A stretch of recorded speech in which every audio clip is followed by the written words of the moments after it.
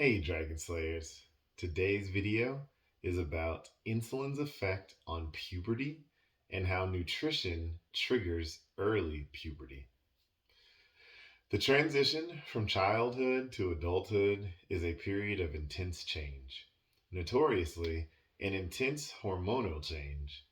This all usually starts in the brain with the release of a gonadotropin release hormone.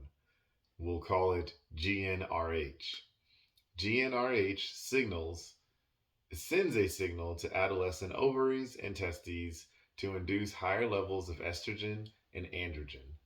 That, in turn, leads to the development of secondary sex characteristics, facial hair and voice changes in boys, selective increases in fat and wider hips in girls, and substantial growth in both. This period of rapid growth requires tremendous energy, and because hormones dictate energy use within the body, puberty is intimately linked, not only with obvious physical changes, but also with changes in our metabolic function. To understand how metabolism ties into puberty, we need to understand the role of yet another hormone, leptin. Leptin is a metabolic hormone secreted from fat tissue. The more fat tissue you have, the more leptin you'll usually have circulating in your blood. You might have heard of leptin as a hormone that sends an I'm full signal to the brain, letting the body know when it's eaten enough. Leptin does much, much more, including telling the brain there is sufficient body fat to sexually develop. Essentially, leptin increases the production of GnRH from the brain, thereby driving puberty. This effect is so strong in mice, injections alone are sufficient to induce puberty. At first glance, the topic of puberty has plenty to do with other hormones, but not as much to do with insulin. However, insulin and leptin are highly related and influence each other. As insulin rises, it stimulates leptin production from the fat cells, which then activates precursor sex hormone production in the brain. Then the gonads. Because insulin has a part to play here, it means our metabolic health and our nutrition have a strong influence on when puberty begins. Various factors determine when puberty will begin.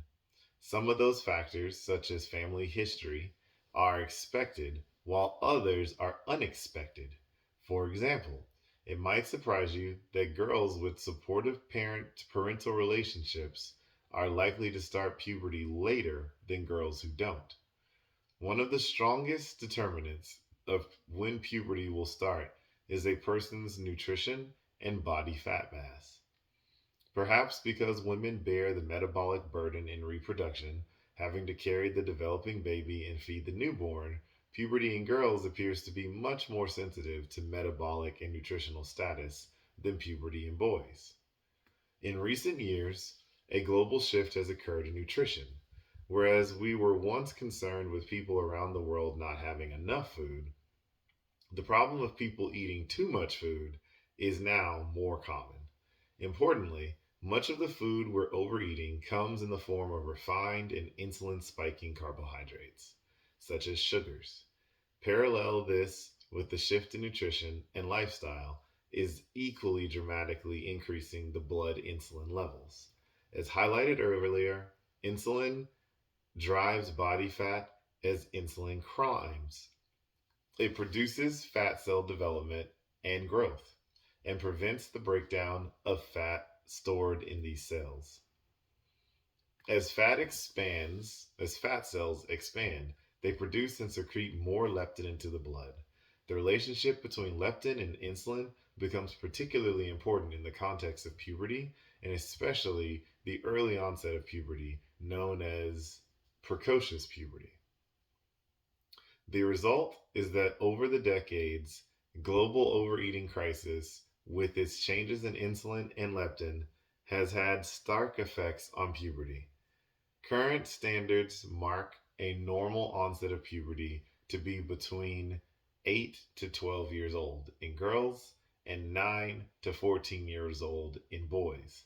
However, our current lifestyle is very different than the earlier generations, and perhaps out of all of human history.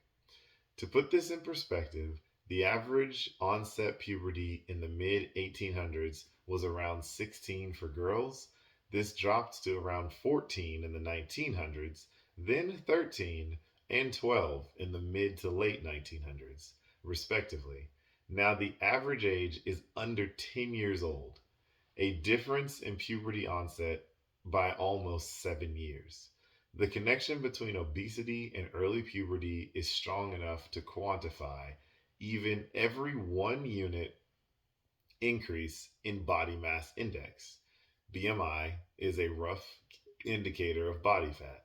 Between the ages of 2 and 8 is associated with roughly 1 month earlier onset of puberty.